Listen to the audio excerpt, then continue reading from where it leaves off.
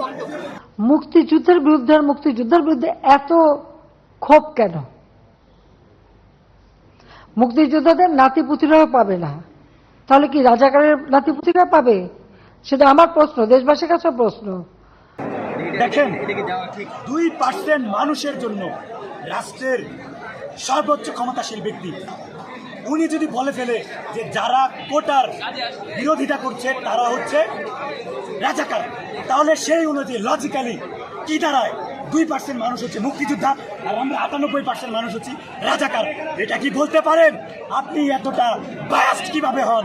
98% মানুষের ভোটে আপনি আজকে এইখানে এসেছেন আর আপনি আমাদের সবাইকে রাজাকার বানিয়ে দিলেন। এটা আমরা মেনে নেব না, আমরা কখনোই মেনে নেব না।